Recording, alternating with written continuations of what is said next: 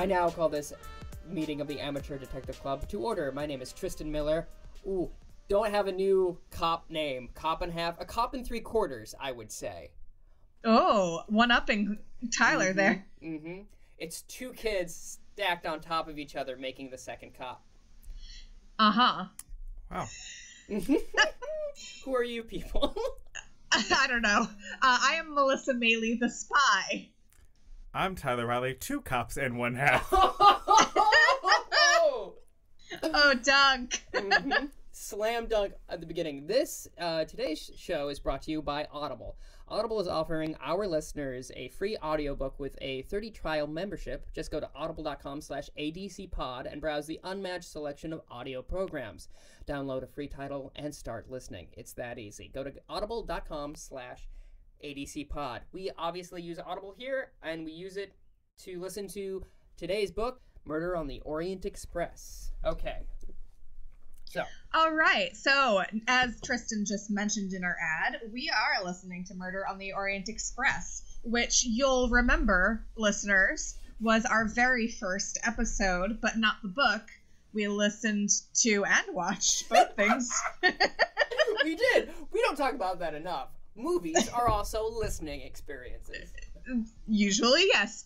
And so we watched that, the 2017 film version, for our very, very first episode. So this is going to be a really interesting thing for me and Tristan, especially because we already knew. I mean, Tyler, I think you also listened to our first episode, so we all knew what was going to happen. Yes. I also, did you watch the Murder film? The Orient Express. Okay. Yeah.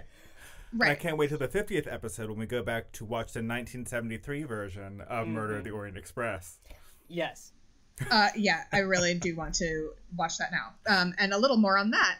So yes, a couple things. This one was written by Agatha Christie. Good. In case you didn't know. Good. It was published on apparently New Year's Day in England in 1934. Interesting. And in the US, it was originally published under the title Murder in the Calais Coach, because there was a book of a similar name to Orient Express. Okay. So they didn't want us Americans to get it confused. There is a kidnapping in this book. We'll talk about that at length. But that was inspired partially by the Lindbergh kidnapping that happened 2 years prior to the publication of this book in 1932. There have been tons of adaptations of this, a couple radio-like ones, one of them with John Moffat, and another one through a very familiar and beloved audiobook platform, much more recently. And then a couple feature films, one in 1974, I believe I saw on the wiki. Starring Albert Finney as Poirot. This sounds awesome. The cast includes folks like Lauren Bacall, Vanessa Redgrave, and Ingrid Bergman won an Oscar for her performance of Greta Olson. That was directed by Hitchcock, right? I didn't write down the director, but I don't think that's what I read. Okay. I'll look that up when somebody else is talking, and I'll let you know later. But then, of course, the Kenneth Branagh version that we watched last year in 2017. Then for TV, there was a poorly received TV movie in 2001 starring Alfred Molina. Yes. And then, of course, the Agatha Christie's Poirot TV show with David Suchet did an 80-minute version of Murder on the Orient Express. It's not Hitchcock, it's Sidney Lumet who directed it. And then Sean Connery is also in it. Yes. Which is incredible. Anyway. I don't know how I didn't include that on my list. I was just like, some really wonderful lady actors and some other folks forgot about that. Connery. But yeah. Sean Connery. Yes. There's a Japanese TV version that was made in 2015, and there's also a computer game. Yes. With Suchet as Poirot that was released in 2006. And it also inspired, among many, many, many other things, a very good Doctor Who episode. Yes. So, just that little gem for you there. The Orient Express was originally a route that was that started in 1883, but it actually, a lot of different train routes started becoming known as the Orient Express if they were on a similar route, but they were also always associated with like a luxurious train ride. Yeah, so that's my little background of the story that we're listening to. And yes, as Tristan mentioned, we've got Dan Stevens doing this wonderful performance that we listened to. Oh my goodness. Now, we love us some Hugh Fraser and friend of the show, Hugh Fraser, and David Suchet, but it was real nice to listen to this dude. He was excellent. He's very good. Very good. His different voices are incredibly different. Dan Stevens is so good, and his natural speaking voice is so pleasant and almost sensual, I would say. He's very relaxing to listen to. It's very, very lovely, and he crushes all the different sort of accents and distinguishing characters, as you were saying. Yeah, for instance, Mrs. Hubbard, who sounds very Carol Channing-like, is just... It's like listening to a completely different person, you know, like Carol Channing. I don't understand one thing my daughter said. Like, it's so good.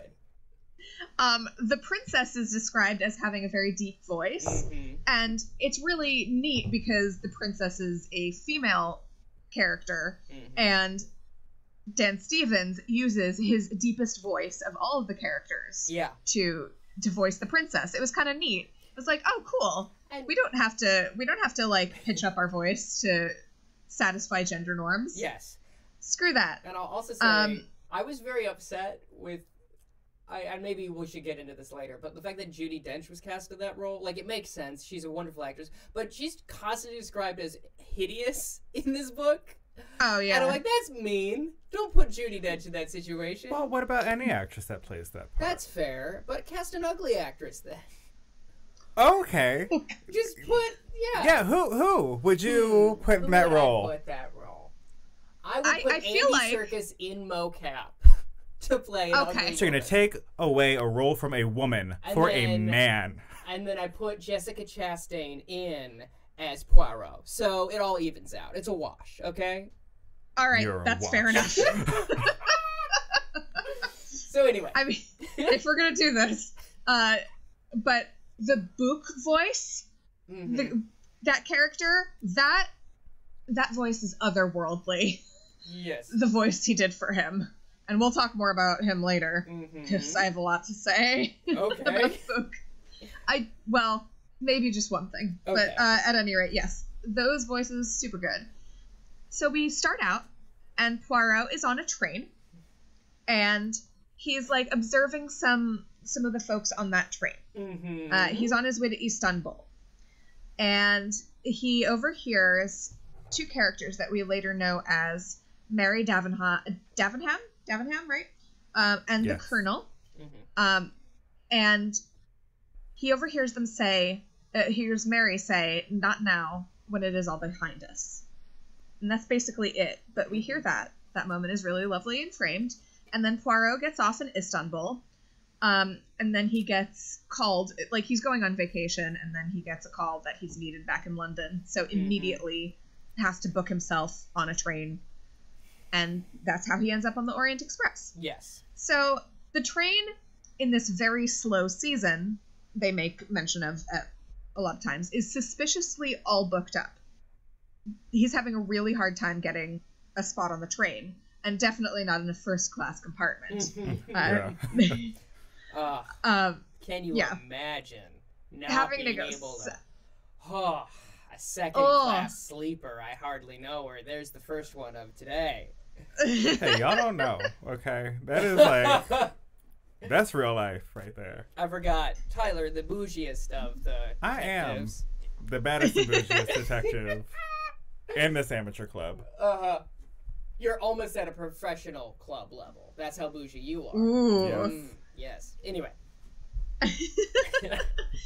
But yes, so finally he is able to get on the train, And he's meeting all of our various characters that I am sure we will get into more. Yes.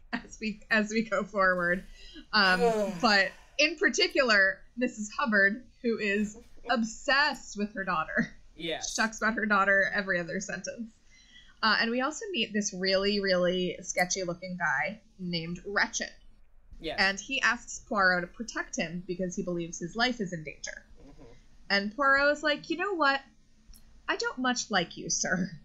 I think says not. To his face that I do not like your face. It's That's right. Savage. I love it so much. Yes. So later on, the train gets stopped by a snowdrift. And they have to, it's nighttime. They stop the train. And everyone's pretty much going to sleep while they stop for the snowdrift to figure that stuff out. And at one point, Poirot he peeks his head out of his compartment to see a scarlet kimono passing by. And then we find out what happened that night. So during the night, there was a snowdrift. Yes. Which has caused a delay in the train. And we discover that Mr.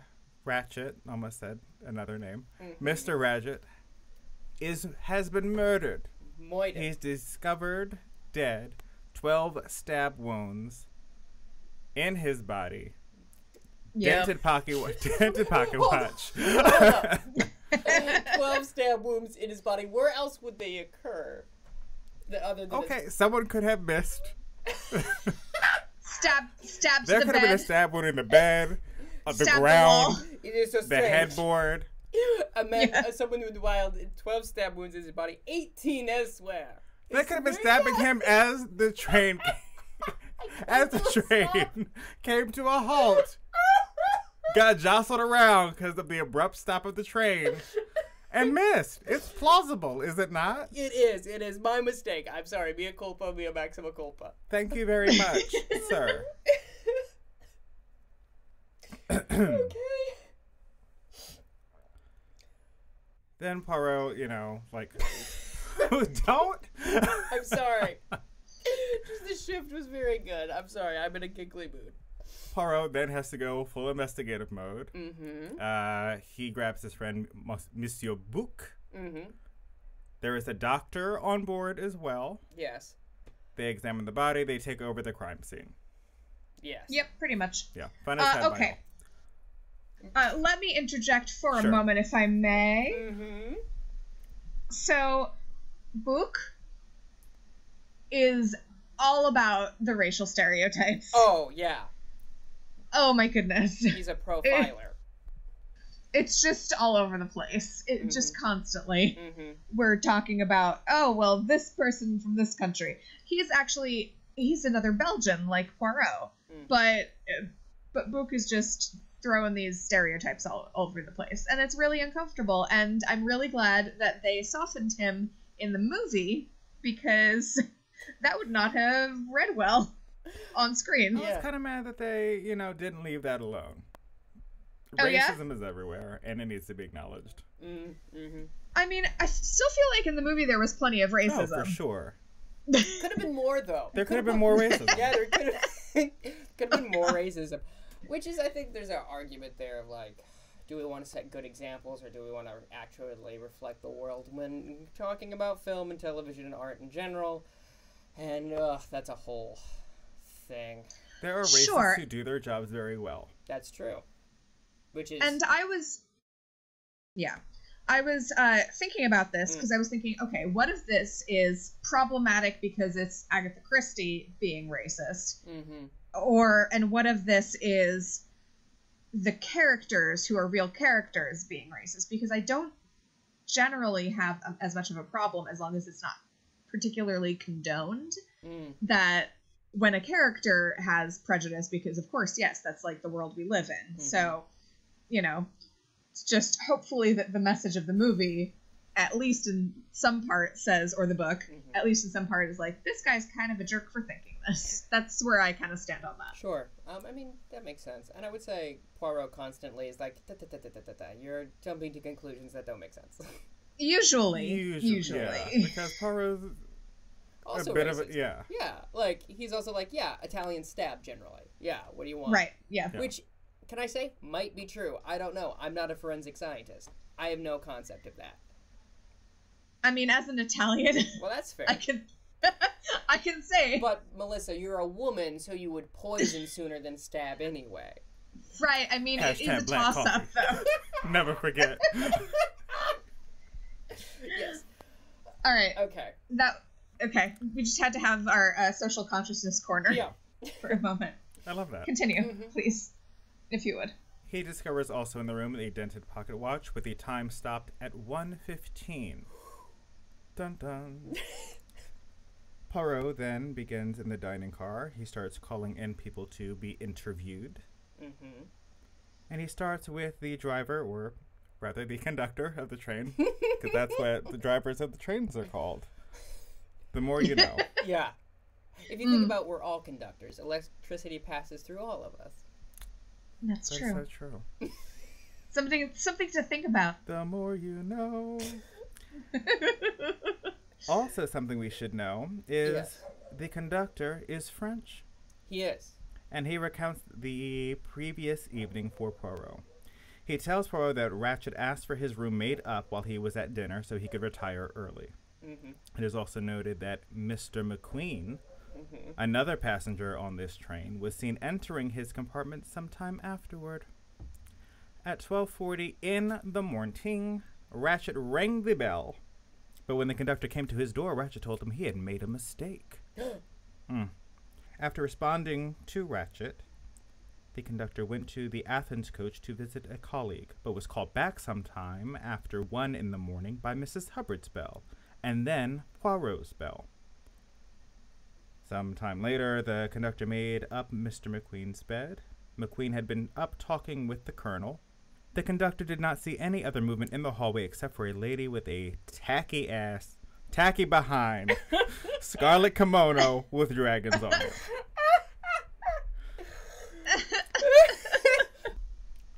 Who's the classiest dragon that you know? Mushu, Smaug, or a third dragon that I haven't thought of yet?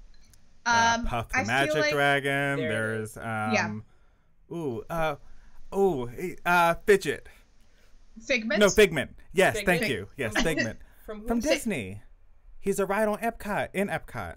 I've never been to Disney World or Land. You gotta go. Figment's amazing. Like, listen, Figment is amazing. He has a whole theme song and everything. Yes. All in favor He's a of purple Figment? dragon. I don't even know this man. I don't know her. There is also Maleficent that turns into a dragon. Okay. Pete's dragon. There is Pete's dragon. Mad Madam Mim. A true icon. And DreamWorks dragon Toothless. Yes. Who was very good. And Donkey's wife. I was gonna say Donkey's wife, dragon, named Dragon, iconic. I would say. She's a lady dragon, as we all learn. He does have sex with that dragon, and they do have kids. I don't think we let that slide as a. We're getting away from the plot here. What happens next? I mean, I could talk about dragon donkey sex for the rest of the podcast. Stay tuned for a special after the episode about dragons and sex. Only available on our Patreon. Give us $1 to hear us talk about dragon sex. Oh, okay, here we go. Okay, tacky kimono person was the only person seen in the hallway by the conductor. The conductor also informs Poirot that the train has been well searched and there is no assassin hiding on board because, they're not supposed to be good at hiding. The last stop on the train was at 11:58, where he descended from the train with the other conductors. They have a little party, some cocktails. It's a good time. Little kush, you know. Poirot then calls in Mr. McQueen for an interview. Poirot divulges Ratchet's... Ooh. Yes. This part. Yes. Oh. Poirot divulges Ratchet's real name and crime. Yes. You see... Mr. Ratchet is actually Mr. Cassetti, known kidnapper and murderer. Oh, no. Now, here's my only issue with this, and I think I brought this up when we did the film as well. This is my only issue with this whole book. It is, other than this part, I think a very fine work of fiction and also a very good murder mystery. But it's once again one of those things where Poirot happens to know a thing that changes the entire game, which I understand is his job as like a super genius detective, but it also was like, there's no way we could have known a kidnapping that happened in America, a fictional kidnapping in America. So, like, at no point is the audience going to figure out who done it. But is that the mark of a good murder mystery? Is the audience could figure it out if they want to? For me, that is what I enjoy about it all the time, is doing it along with the detective. But after this bit of information is revealed, couldn't one then surmise their own theory? Yes, I agree. It's more effective than him having an epiphany and almost getting hit by a bus, as we've seen in the past. Yes. It's more effective and well thought out than that, but it is still like one of those things where, like, okay, cool. So I'm just glad. I think she probably got a note from her editor like, hey, put that at the beginning of the book, because otherwise you lost people. Yeah. Yeah, anyway. People have got to be able to figure it out. That's an interesting theory. Okay. So Cassetti had, I forget how many years specifically ago, with little Daisy Armstrong. Her name is Daisy, right? It's something stupid. Yes. Daisy Armstrong. Daisy Armstrong was kidnapped by this man. He asked for ransom. They were going to pay it. They were going to pay. They paid it. And then he just did it anyway because he's a evil. Well, no, because like he thought that like the cops were closing in on him, so he murdered her. Right? That sounds correct. Something like that. But he did kill this child. Yes, he killed the child. Like a 7-year-old kid, something like that. Yeah, she was real young. Yeah, young kid. And then like the mother died like pretty soon after because she just could not deal. Like, because how can you? Yeah. Is this a case of dying of a broken heart? I forget. I think that was the father. No, the father's alive. The father's alive. Yeah, father's alive. So it was the mother. The nanny commits suicide. Yes. Because she thought it was her fault because she had spoken to Cassetti at one point because she just thought he was a normal guy. And so she jumps out of a window, which is, I mean, an iconic way to go if you're going to go, you know. Yeah. It's really tragic. Yeah. So a lot of heartbreak and heartache surrounding this really famous case, famous fictional case within the world of the story that is being told. That is also fair. It is famous, so maybe perhaps I'm not giving Agatha enough credit. Because it is like a well-known crime, like the Lindbergh thing.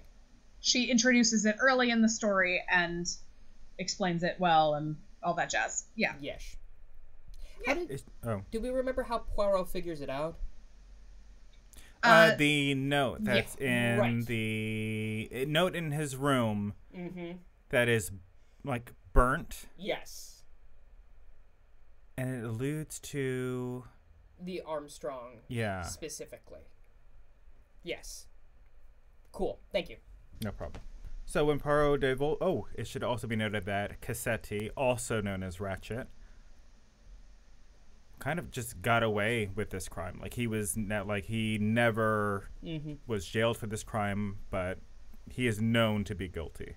Oh yeah. Yeah. So Poirot divulges Ratchet's real name and crime.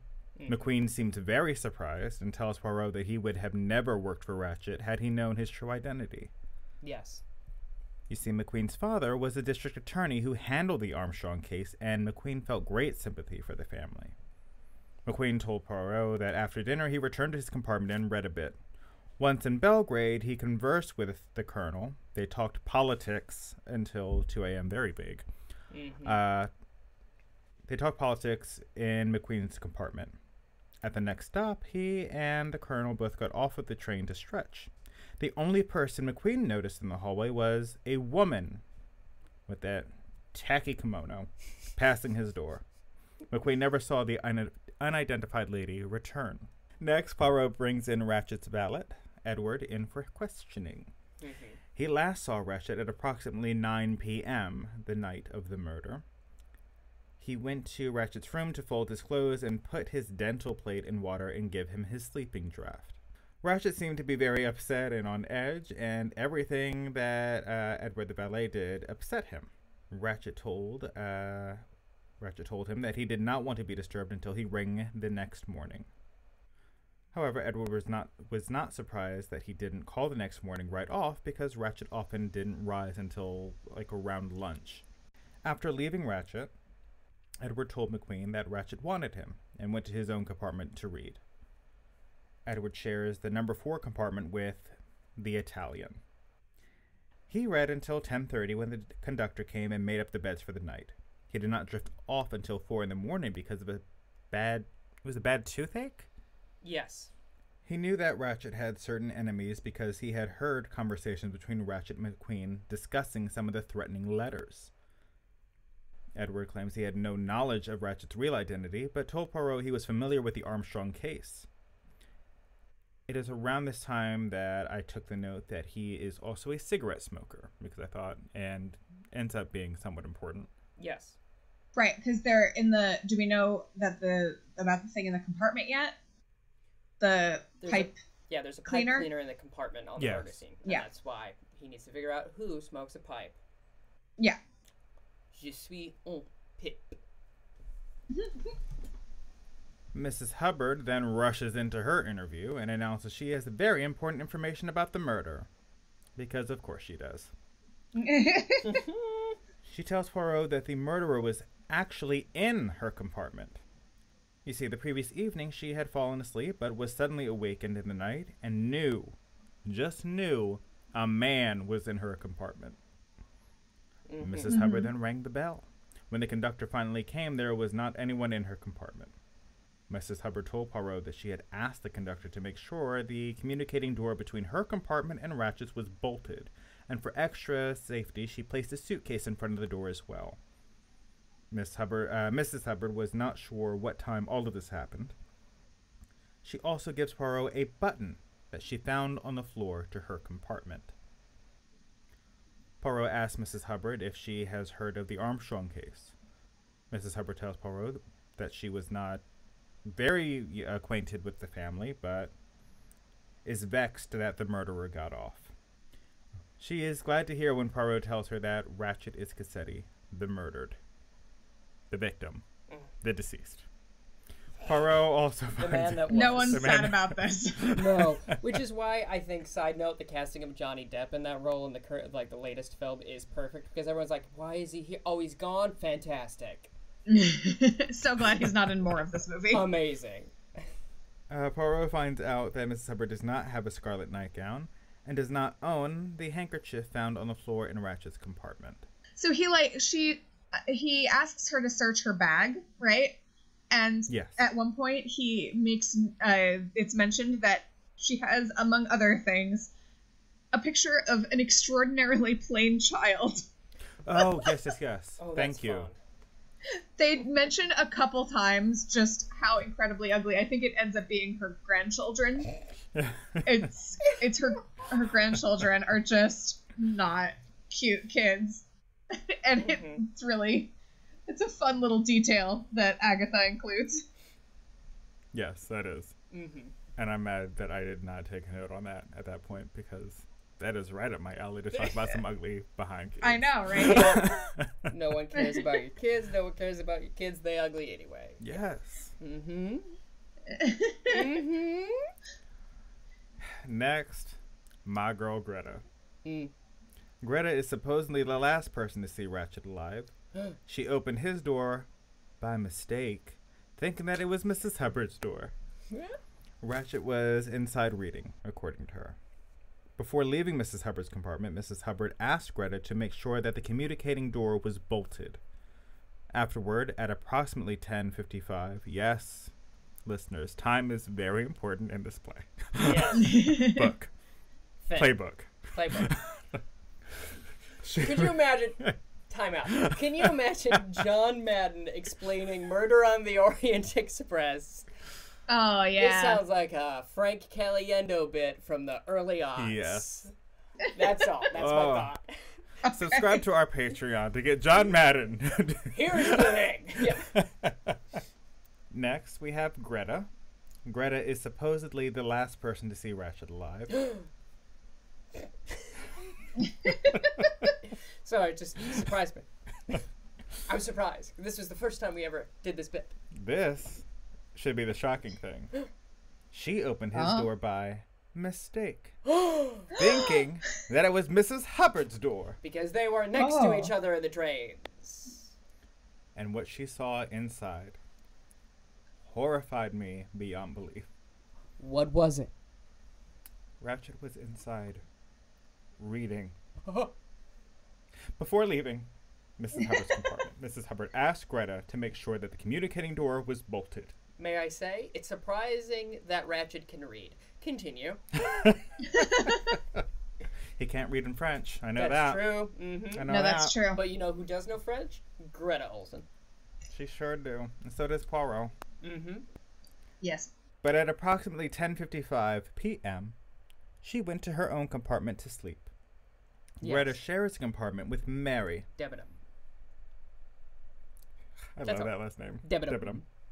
Like the Dimsdale Dividend. The Dimsdale Dividend? That's better. Melissa, which reference was better? You get to decide. Fairly Odd Parents? Continue, please. Compete for our love. Greta did not see Mary leave the room all night. All night. That girl was sleepy. Mm-hmm. All night long. Yes. That just happens All in my night. brain. I wanted to share with all of you. You're welcome. It should also be noted that Greta does not have the tacky dressing gown in question. No, she does not. And she has not heard of the Armstrong case. No. But was most upset to hear about the kidnapping. Yes. So the fun thing about the kimono stuff, the dressing gown kimono, is that Poirot has to ask all of these women what their dressing gowns look like, which is weird even if it were today. That's fair. Yeah. I mean, yeah. But yeah. Well, back then it's like nigh on Like, scandalous. what color underwear do you have with you is kind of the equivalent. I would no, imagine. yeah. And like, I understand, like, they have to go like, well, why is that relevant? I'm like, well, it's irrelevant to the case, but I understand why people are like blushing and upset. Well, But, okay. like, No, I get what you're dead. saying now. Like, Because it's not like he's friends with any of these people. Yeah, no. Yeah. Also, Greta Olsen was a matron at a missionary school, which is kind of fun. And the reason she went to Hubbard's was to get some aspirin because she had, I believe, a headache, is what she claims. Oh, right. Yes. Who's next on your list? Pierre. Oh, yes. The conductor. The conductor. Is immediately called in to see about the button Mrs. Hubbard found in her compartment after the murder. And he has all of his buttons, and he doesn't understand. He was speaking to the other conductors at the time of the crime. Crime time. Crime time. A very underrated WWE tag team. Yes. But I digress. Monsieur Book asks if he has any information, but he has none. Alas. More than that, the conductor is furious that they think he might be the suspect and calls in his colleague from the other car to corroborate his alibi. The colleague immediately confirms the story. The conductor is dismissed, and the princess is called in for questioning. The princess. The toad-looking, ugly princess. Very smart, though. With a voice to match. With a voice to match. She's very much like this. It's very fun. Very basement level. Yep. That bass boost. She lives in Paris, and she's traveling from Constantinople back to Paris, I believe. She was recently in America, and she's friends of the Armstrongs. She was Sonia Armstrong's godmother. She has a blue dressing gown. And she says something very interesting as she leaves. She goes, "What's your name?" And he goes, "My name is Hercule Poirot. I'm probably the world's greatest detective." And she goes, "This is destiny." And they're all like, "What are you talking about, lady?" And what do you have on her? I had all that. Okay, but, I assumed you. Here's the thing. I assume that Tyler has taken more copious notes. So, the princess also tells Poirot that the night before she had returned to bed immediately after dinner and read until 11 p.m. At about 12:45, she rang for her maid Hildegard, who massaged her and read to her until she felt sleepy again. She heard nothing unusual at the time. My favorite thing, and this is when they interview Hildegard Schmidt, is she can't read English well. So the princess purposely has her read in English so it's more boring, so it's easier to fall asleep. Yeah. It's very fun. Yeah, it's great. It's really good. Yeah. But living her best life. I would love someone to massage me and read to me every night. Yeah, I want to be a princess. Who doesn't? Well, just for those reasons. I have a question. Yes. Yes. Would you be royalty, but if it meant you had to be ugly? No. Yeah. You would rather be beautiful than royalty, Melissa? Yes. That'd be ugly as hell, because what does it matter? You will never lose suitors chasing money, but you will lose money chasing suitors. Oh. Give me the ugly and give me the money. I will say this: I am with Tyler. I would gladly look awful, but have so much money. Because you know what you can buy with money? Plastic surgery. Right. You know? Now, I'm average as is. Like, this is like... It's just like a step down. Like, please. I'm used to this life. Give me the money. I would love to do a demographic breakdown of this. Like, I would love to see how many women, and like specifically breaking it down by gender identity, because I have a feeling that we would see. I think it would break down about like it did with us, for the most part. Not all across the board, but for the most part, I think. It's like when they did that reality show, Average Joe, and then like midway through the season, like they brought like the hunks in or whatever. Yeah. And like she still kept like the average dudes around, and it was like, if that was a dude, like if the roles were reversed, he would have got rid of all those average girls with the quickness. It's like. Yep. It's wrong, but like it's real. Yeah. Like that, unfortunately, what would be the case, most likely. But on to chapter 7. We do not speak to Hildegard quite yet. No. But we speak to the Count and Countess, who are summoned into the dining car for questioning. But only the Count appears. That is true. By the way, if I may interject. Absolutely. For our listeners at home that have not read or listened to this book, it sounds like we're taking a real long time with this, but this is basically the rest of the book is Poirot talking to people, which sounds kind of dull, but isn't. It's actually wonderful and fascinating. It's really, it's really good. I mean, we're on a stuck train in the middle of a snowdrift. Like, we're not going to be gallivanting about the city like he does with Hastings. If you like the musical Cats, you will like this section of the book, because all it is just being introduced to people. Much like the musical Cats. Oh, man, I am... So the Count and Countess are married. They've been married for a year. They are Hungarian. The Count... Only the Count shows up, as you mentioned. He is about 6 foot and noted that he's very handsome. He may have been English, except for some, like, other parts. Like, he's... Agatha Christie's, like, barometer to how hot people are is, like, he almost looks English. And I'm like, honey... What are you doing? Telling it like it is what she's doing. I don't know. They all have... Have you seen Jason Statham? That's a good pull. Because when I think English, I do think Benedict Cumberbatch and, like... You don't think Idris Elba, like, off the bat? Like, oh, no, I don't, but I should. I do. And I guess, like, Timothy Dalton. The sexiest man I've ever seen. I don't care what anyone says. They lived in Washington for a year. They don't know about... He doesn't know if he knows about the Armstrong. He goes like, that sounds familiar, I think. Yeah. I don't know. They basically they sat playing a game in. They have 2 cars. They have 2 chambers. They rent it out because they are a count and countess. So they were in one playing a game, and then they retire to bed. He smokes a cigar and cigarettes, not a pipe. The Countess takes a sleeping draft, and she's 20, heard nothing, has never been to America, is what she says. Do you have anything more, Tyler? I have one thing more. Good. Two things more. You can also interrupt me. You can be like, listen, I want to get to this bit of information first. The Count gives Poirot his and the Countess's passports, and there is a spot of Greece on Elena's name, which blots out part of her surname, or Christian name, is how they refer to it. Yes, a Christian. Yeah. That's important. Yes. She corroborates the Count's stories and tells Poirot that she never accompanied the Count to America.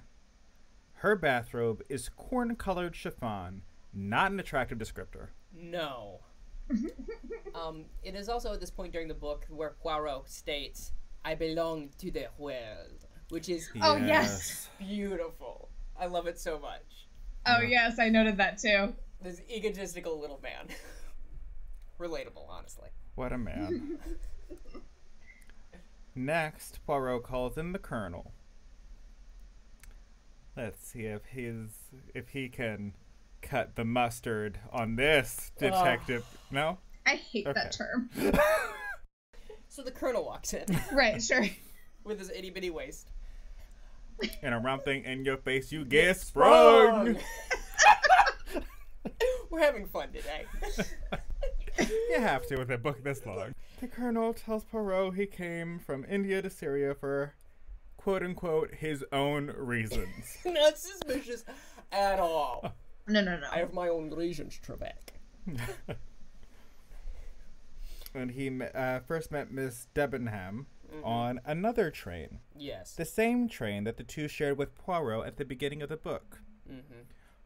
Poirot asks for the Colonel's opinion of Miss Debenham, and the Colonel responds, "She is a lady."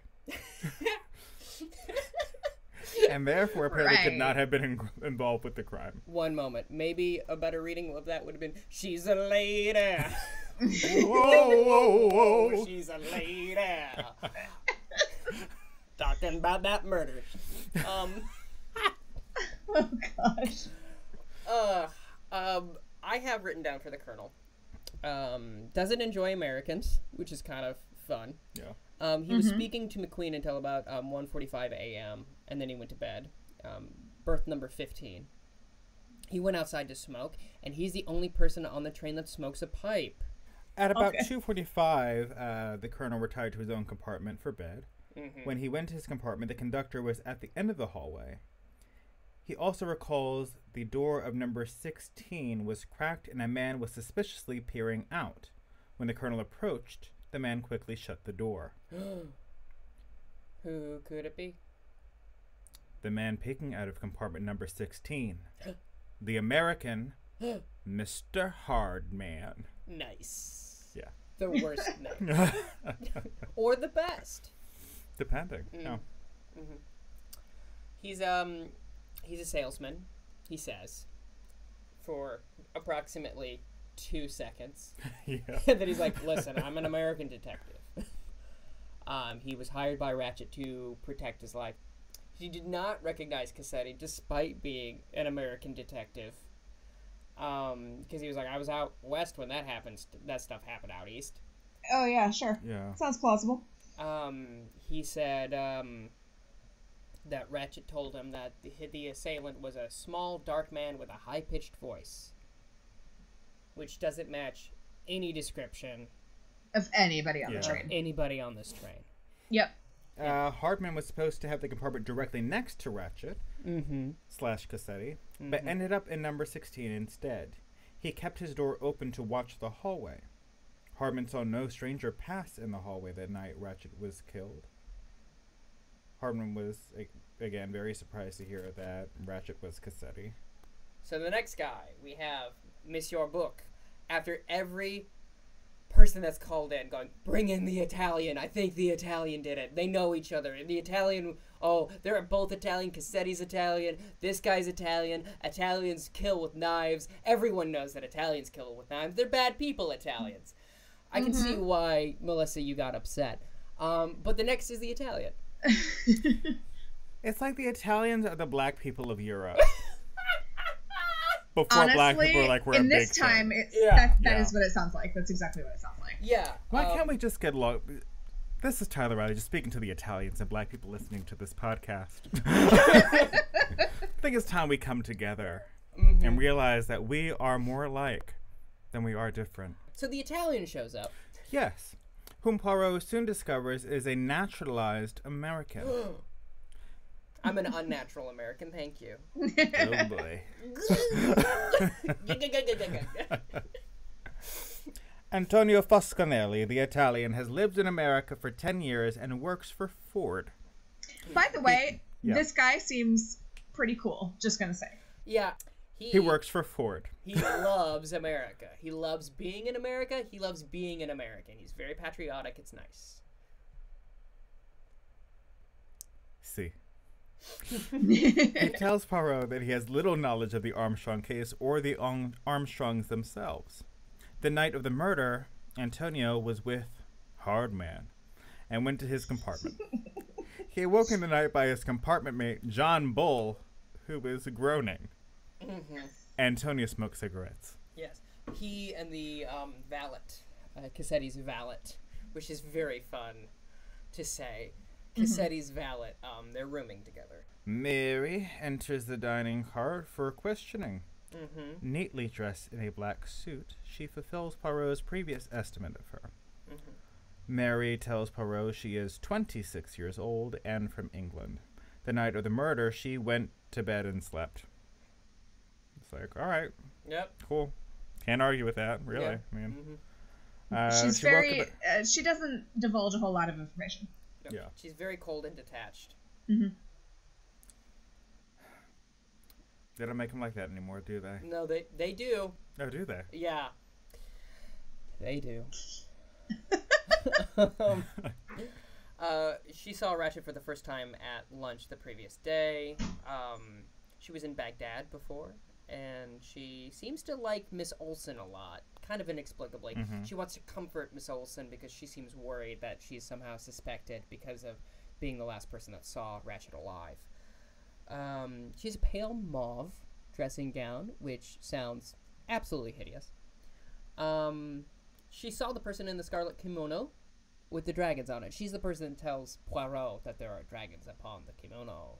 Olsen's gown is a natural wool dressing gown, which just seems very irritable. Yeah, I know. You know. I mean, Olsen is Swedish or German? Swedish. She's Swedish, so she probably gets that, one of those thick dressing gowns. Yeah, but it just still, like, wool just seems... Wool? Very scratchy. I guess if you're used to it, yeah. I prefer a terry cloth robe myself. Okay. I like a nice cotton briefs, you know? I like, by terry cloth, I do mean I like to tear cloth and make it into a robe of many colors. Oh, it's like a quilt. Yes, How like he loved his robe of many colors. Yes. Mary saw Greta leave to bring Mrs. Hubbard aspirin at 10:30 and returned about 5 minutes later. Poirot asked the doctor if Ratchet could have been killed so early. The doctor shakes his head no. Poirot tells Mary to tell Greta she is not a suspect. Why, like, they just had the doctor, like, shake his head no instead of just, like, it's... Why couldn't he have just said no? I don't get that. Like you're not, like...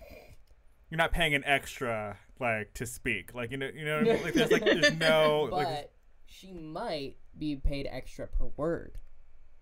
Like Dickens. Oh, that's true. like saying Dickens? No, Dickens was paid per word, and that's why his books are as long as they are. Yeah, that is the only reason. Oh, okay. He was just milking that cash cow. All right, that's fair. Yeah, which I would do. Make that money. Yeah. Yeah. We just discussed. I would give up my good looks for money in an instant. Mm-hmm. Money is everything. Don't do it, Tristan. Oh, thanks. Listen, I would. At this point, it's fine. I'm a comedian more than an actor these days. Comedians can be ugly. So, the last one, right? We're on... Oh, not yet. Not yet. Okay, I'm sorry. Before that, we have a chapter in between where Poirot discusses why he suspects Mary Debenham with the doctor and Monsieur Bouc. Yes. Because Poirot is suspicious because of the conversation he heard between Mary and the Colonel on the train to Istanbul. Because he thinks that the murder was planned by a cool and calculated person like Mary Debenham. Do-do-do-do-do. Debenham. Do. Debenham? The last passenger is called in for questioning now. Miss Hildegard Schmidt. Now, I will say this. The only things I have written down about Hildegard Schmidt are not bright. Read to the princess. That's all I got. So, rest is on you. Oh, boy. Going off of that, and I'm glad you started that off, because Poirot is very kind and gentle with Hildegard. So sweet. Like, obviously knowing that the lights are on. They're just like, at a 5. But no one's been in the house for hours. Yeah. Just a soul dog barking. They left the lights on because the dog would get scared. Yeah. Like you do. Yes. This is quite different than his, like, kind of aggressive exchange with Mary Debenham. Yeah, and he does explain himself of like, hey, I use different tactics when trying to get things out of him. Yeah. Because, like, Hildegard's going to tell me exactly how she feels, not what she thinks. And the reverse of is true of Mary. So. He asked her what she did the previous evening, the night of the murder. Hildegard went to sleep and was awoken by an attendant who told her the princess needed attention. She put on some clothes and went to the princess's room, gave her a massage, and read to her, as we know. That sounds so good. Just like, I need some attention. Just like any kind of attention, really. Afterwards, she returned to her compartment and slept. In the corridor, Hildegard saw the conductor coming out of a compartment 2 or 3 doors down from the princess. The conductor nearly ran into her and briefly apologized. Mrs. Hubbard's bell was ringing, but he did not answer it. Poirot brings in the sleeping car attendants, but Hildegard does not recognize any of them as the man who bumped into her the night before. Hildegard tells Poirot that the man she bumped to was small and dark. Racist. Hildegard tears when she talks about the Armstrong case, very moved. She is not the owner of the handkerchief found in Ratchet's room and tells Poirot she does not know who owns it. But Poirot notices hesitation in her voice. Hildegard Schmidt, the conductor, and the doctors are all dismissed. Monsieur Bouc and Poirot are left in the dining car to discuss the evidence of the passengers. The only fact Poirot admits is that Ratchet or Cassetti was stabbed 12 times the last evening. Poirot had 3 theories on the time he was stabbed. 1:15, supported by the evidence of the watch. Poirot has 3 theories on the time Cassetti or Ratchet was stabbed. 1:15, supported by the evidence of the watch, Mrs. Hubbard and Hildegard Schmidt. And he also agrees with the doctor's analysis. 2, the crime was committed later and the evidence was faked. 3, the crime was committed earlier and the evidence was also faked. Right. Yeah. There is no solid evidence of the small dark man with the womanish voice, the man described by Hardman as the murder suspect and by Hildegard Schmidt as the wagon-lit conductor, whether he actually exists or not. Yes. Poirot thinks he can trust Hardman's account of himself, but brings into question whether his account of what happened the previous evening is true. The small dark womanish man theory is confirmed by Hildegard Schmidt. The wagon-lit conductor's button found in Mrs. Hubbard's room, and the conductor that the Colonel and McQueen describe as going past McQueen's compartment. Monsieur Bouc tells Poirot that the train has been fully searched and no such man exists. Poirot devises 2 possible answers. The man is hidden, or multiple persons committed the murder. As the men leave to search the passenger's luggage for the red kimono, Mrs. Hubbard bursts in. It's just too horrible. In my sponge bag. My sponge bag. A great knife. All over blood. The woman faints on Monsieur Bouc's shoulder. Monsieur Bouc escapes from under Mrs. Hubbard and joins Poirot to inspect Mrs. Hubbard's compartment. As the men arrive, all the passengers have gathered around Mrs. Hubbard's door. Hanging on the handle of the communicating door between Ratchet and Mrs. Hubbard's compartment is a large rubber sponge bag. Below the bag on the... Sorry? What is a sponge bag? What is a sponge bag? Sponge bag. Gonna look it up right now. Okay, great. Sponge bag. A sponge bag is a small bag in which you keep things such as soap, a toothbrush, when you're traveling. A toiletry kit. Cool. Great. Thank you. Please continue. Below the bag on the floor where Mrs. Hubbard had dropped it lay a straight-bladed dagger. I hardly know her. A cheap affair.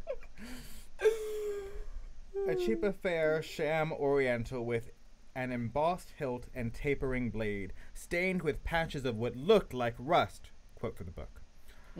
The doctor confirms that the blade could have caused any of Ratchet's wounds. Poirot tries to... Sorry, that's very funny. It could. Yeah, I guess it could. It's a knife. It could do anything. Yeah, you stab it. It's what it's made for, I guess. I don't know. That's how I took it. Oh, that's fun. Poirot tries the door handle, but it is locked. Poirot stares at the door bolt about a foot above the handle. Mrs. Hubbard, recovered from her fainting spell, returns to her compartment. Poirot asks her once again about Greta Olson locking the door. Mrs. Hubbard, exasperated, repeats that Greta Olson tried the door and it was locked. Poirot suggests that Mrs. Olson did not really lock the door, but just tried the handle. Because it was bolted on the other side, she assumed it was locked. Foolish girl. Poirot is confused because the bolt is above the handle, not under the sponge bag. Mrs. Hubbard is moved into another room in the coach. Her luggage is searched, but nothing suspicious is recovered. Monsieur Book and Poirot continue to search through the passenger's luggage. They find a few interesting items. The Colonel has pipe cleaners, like those found in Ratchet's room, a wet label on the Countess's suitcase, and the famous scarlet kimono found neatly folded on top of Poirot's own suitcase.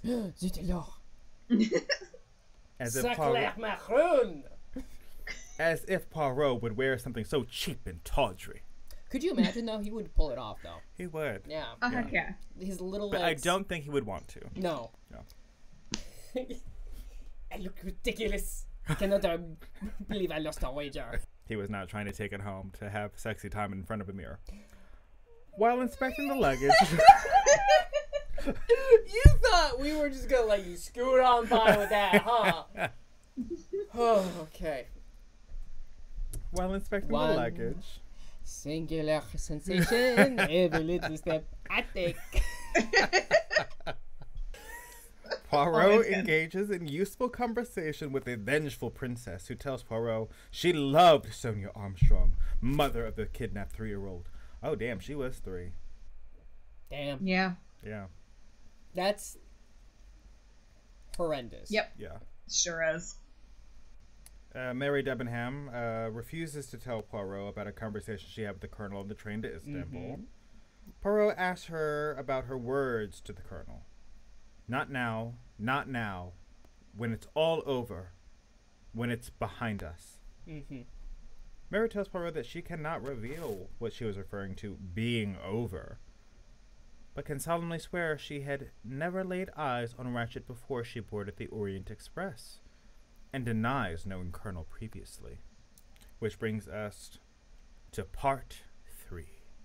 And this, dear listener, is where we will take an ad break. Lyft launched the original concept of rideshare in 2012. So what is a rideshare? The idea behind Lyft and other rideshare companies is to provide a more technically advanced, cheaper alternative to taxi services, as well as make the ride more personal by enabling you to know who it is you will be trusting to drive you from point A to point B. So use our promo code SCAVLYFT, that's SCAVLYFT, for $5 off your first ride for passengers. Get a signing bonus for first-time drivers. You can earn up to an extra $375 in your first 30 days. Lyft. Riding is the new driving. Okay. And we're back. And we are back. So, roll back the clock to the dawn of time and sing this song with me. Was that from We're Back? Absolutely. Oh, yeah. what a treat. Thank you. So I do have the list of suspects and motive, but I think we covered that pretty well. Yeah. So basically what I'm going to get to is the reveal of who done it. And it turns out, drum roll please, this book should be called 12 Murderous Men. There's a jury reference. Anyway, it's all of them. It's all 12 of them. This guy stabbed 12 times. They all stabbed him once. Because they're all linked to the Armstrong case. Hector McQueen, most obviously, reveals right away his dad worked on the case as an attorney. Mm-hmm. So it's all very kind of messy and convoluted. If you want it a little clearer, there's I'm on a website right now called Orient Express mystery.weebly.com/suspects.html. They break it down very well here. So basically they all did it. They all did it. And it was premeditated, and the original plot was this. Since there are no detectives in, where are they going through? Yugoslavia, right? They're passing through... Yeah, they're in Belgrade. Yugoslavia. They stop in Belgrade. So... Serbia. Yeah, there's no... it's the only country that doesn't require policemen on a train.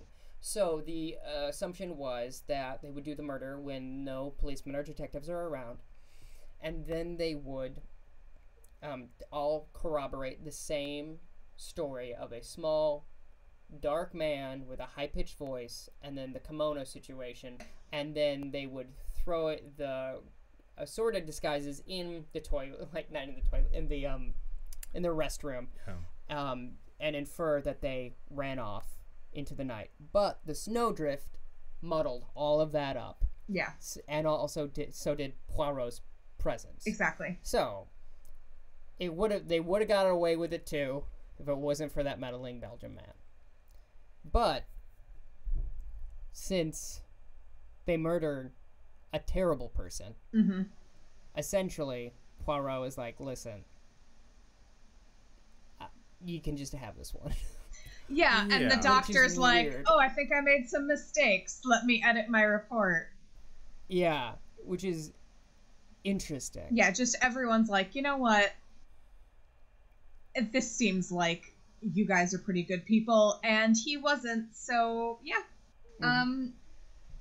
Rare exception, but we're gonna just call it here. Yep, absolutely. So, that is the outline of the story. What did you guys think of the book? I do just want to add one thing, though. Yes. Okay. As we're going through Poirot's second solution, because he proposes the two, Ratchet's valet insists that Ratchet always took a sleeping draft when went on a train. And Poirot was thought that was suspicious, because Ratchet wouldn't have taken a sleeping draft when he was convinced someone was trying to murder him. I would have. Someone's trying to kill me. How else am I supposed to, lull myself to sleep? Someone's after me. Why wouldn't you take a sleeping draft? Because you don't want to die in the middle of the night, Tyler. So you're going to leave yourself up for 48 hours, driving yourself crazy? To the point where you might kill yourself? That's fair. That sleep is important. It's a real Sophie's choice here.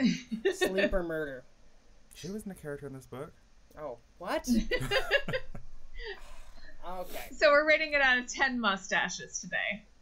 Yes. I'll start. I loved it. I thought it was brilliant. It is the most, even though there's so many suspects and whatnot, the way she lays it out is actually very simple. I mean, we basically have an entire novel of people going into a dining car and talking to Poirot, and yet it still manages to be incredibly engaging and really intricate and well thought out, and everything ends up making sense. And I give it a 9. The only point I'm taking off is for weird cultural things that I'm not sure quite got resolved as well as I would have hoped. Okay. I would rather have Poirot called people out on their prejudices a little bit more. Otherwise, I mean, it's a near perfect book. It's great. What I'll say on that, and I meant to say this earlier, you presented two options. Either the characters are prejudiced themselves or Agatha was. And my suspicion is that Agatha was. I think it's a bit of both. I think some of it she's condemning, but I think some of it is just lingering prejudice on her part. Yes. Yeah, I agree. I would say this is a very fine novel, and it is very good. It's very, like, the world is set up so wonderfully, and I think that it only suffers from one thing that happens in every novel we listen to here on the program with me, which is during Act 2, when it is just the investigation, it is so dense that I tend to get worn out and, frankly, a little bored. But that is me and my personality having to push through getting through a novel, essentially.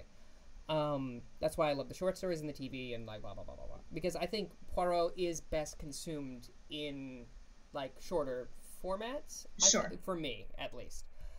So I'm going to give it a 9 out of 10 for that, like, 7-inning stretch that I always need from a Agatha Christie novel. Sure. But other than that, it is probably my favorite out of all of them, and I understand why it is the one that is most famous and most easily adaptable, because it's essentially a bottle episode. There's like 3 locations in this whole thing. I think Dan Stevens' performance is exemplary and goes above and beyond most audiobook narrators, and is also so warm. His normal speaking voice is so beautiful and A+. The whole production is good. Yep. Tyler. So 27 out of 30 is the consensus of the group, because I also give it a 9. Giving it a 9 is trying to be as objective as possible. Yes. Because this is such a well-known thing, and we have, like, I never read the book before I watched the 1974 film, the 2017 film, and there was a wonderful, wonderful adaptation by Ken Ludwig, who also wrote Lend Me a Tenor and Comedy of Tenors. Oh, yeah. At the McCarter Theater, directed by the brilliant Emily Mann, that I saw 2 years ago at the McCarter. It was such a wonderful, brilliant 90-minute production, and it's a long story, but it's a compelling story. Even when we are, like, on the train car during part 2, which, like, does have moments that drag, and that's why it doesn't get a full 10. Yeah. But more often than not, like, I was just kind of trying to piece together, like, even still knowing what I knew, like, still trying to fit the pieces in, like, of why certain things are important. So I really had a great time with this. I did not listen to Dan Stevens all the way through. Oh, okay. I had to switch over to the book at one point just for my own purposes. Like, I just needed the words in front of me, especially as I was taking notes during this week's podcast. Yeah. I mean, that makes sense. And I might start doing that. I'm going to try to find, like, a Kindle version of the, like, if I can find it, to kind of read along, and in case, like, for example, with The Suspects, like, more and more Agatha is just, like, laying out it in a neat, orderly way, which is really nice. Specifically when Hastings is not there, we get a glimpse into how Poirot actually operates, which is very, very cool, and I think a big part of why I like this book, because you don't have someone questioning Poirot in the way Hastings does. It's very interesting. Yes, that's true. That's also it's a nice thing. Not that we don't have love for Hastings, but... Yeah, of course. Yeah, I think it's very interesting, and I'm very... let's not be too hasty. You knew it was coming. There's something else I was going to say about this book. Oh, right. I have a question for you guys. How was this experience different than reading other novels based off of the fact that we all knew who the murderer was? Trying to suspend my disbelief in the book. Or, I mean, that's probably not the right phrase, but, like, trying to suspend my previous knowledge. It's almost like being in a jury and then the judge being like, disregard that last crucial emotional statement you just heard. Sure. it's just like, well, how do you just disregard all of that? So it was very difficult at times for me to just not, for me to pay attention at moments when I'm just like, this, what I'm reading right now isn't important, because I know that it's not important in the grand scheme of everything. Yeah, that is tricky. For me, it was kind of wonderful because I liked knowing the outcome sometimes, and then seeing kind of how everything is put together. So it's like, oh, there's that clue. Oh, there's that one. Oh, that's what she left for us there, which is why I reread anything. But yeah, so I had a good time with it, but it was kind of difficult to focus on some of the things that end up not being relevant. Yeah. I think that also accounts for my, like, Act 2 slog, because I was like, none of this matters. I know that it's all lies. Yeah. And so it's hard to pay attention to. But I do like how it's formatted and broken down into suspects that way with all the evidence. And then it's re-broken down in a summation. Very, very wonderfully done. Yeah. I'll also say is it kind of felt like, you know, when you're doing a play and you know the end of the play and you have to ignore that when you're in the scene. You can't, like, if you die in the second act, you can't telegraph that, which is kind of an interesting exercise to put an audience through, I think, or a reader, or it was just interesting. I think I prefer not knowing because I'm a little bit more engaged, but it also was a nice thing of, like, the world was so clear also because I'd seen the Kenneth Branagh film that I was imagining all of those characters and those actors, and I was like, okay, I have a blueprint for this. Right, exactly. And it felt enhanced by that, which was nice. Yeah. All right. Very good, guys. Good book. Yep. I now call this meeting to adjournment. Gavel sound.